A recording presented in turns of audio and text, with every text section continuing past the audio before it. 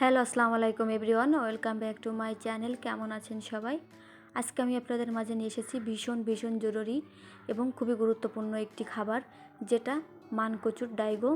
এটা খেলে এই শীতে শরীর ব্যথা, কোমর ব্যথা কমে যাবে। এই শীতে কিন্তু আমাদের অনেক বেশি ব্যথা দেখা দেয়। ইনশাল্লাহ এটা একবার খেলে পরবর্তীতে আর ব্যথা থাকবে না।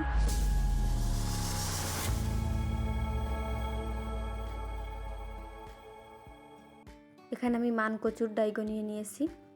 এটাকে আমি সেলে ধুয়ে পরিষ্কার করে নিয়েছি। এবার এটাকে আমি ব্লেন্ডার করে নিব। এই যে ব্লেন্ডার জার, এটাকে আমি ব্লেন্ডার করে নিয়েছি। দেখুন একেবারে মিহি করে। এখানে মোটে 3টা ডাইগো নিয়েছি ছোট ছোট। এবার একটা কড়াই বসিয়ে তাতে আমি পরিমাণ মতন সয়াবিন তেল দিয়ে দিব এবং 1 থেকে 1.5টা পেঁয়াজ কুচি দিয়ে দিব।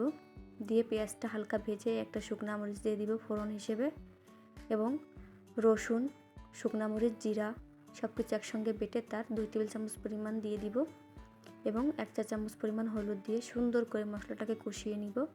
স্বাদ অনুযায়ী লবণ দিব। দিয়ে মশলাটাকে খুব সুন্দর করে কষিয়ে নিতে হবে। এই শীতে আমাদের কিন্তু যাদের ব্যথা শুলো আছে অনেক বেশি চ্যাতে এই ব্যথা শুলোটা, তাই অবশ্যই এই ব্যথাটা কমাতে আপনারা এই কচু বাটাটা খাবেন। ইনশাল্লাহ অনেক বেশি কাজ হবে। ওষুধ তো অনেক খেয়েছেন, এবার একটু কচু বাটা খেয়ে দেখুন। কথাটা শুনতে কতটা ভালো লাগছে জানি না, কিন্তু সত্যি এটা খেলে অনেক বেশি উপকার হয়। আমি তো আমাদের কারোর ফ্যামিলিতে কারোর এরকম গা ব্যথা হলে এটা খাওয়াই। এরপর যে কিন্তু মশলাটা কষানো হয়ে গেছে, আমি কচুটা ঢেলে দিয়ে সুন্দর করে রান্না করে নিব। এটা খেতেও যেমন মজা, এটা রান্না করতেও খুবই সহজ। এটা একবার যদি সুন্দর করে রান্না করতে পারেন, ইনশাল্লাহ এটা বারবার খেতে ইচ্ছে করবে আপনাদের, এত বেশি মজা।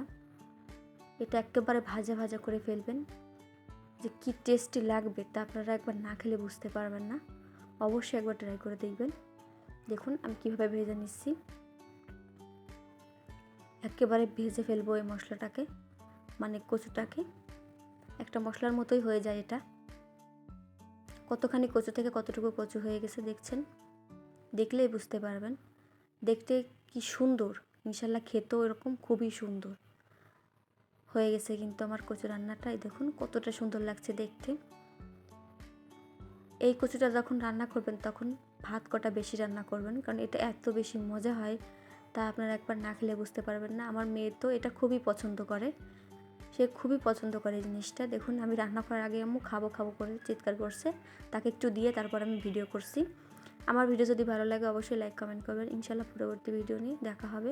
আসসালামু আলাইকুম, ভালো থাকবেন, আমার জন্য দোয়া করবেন।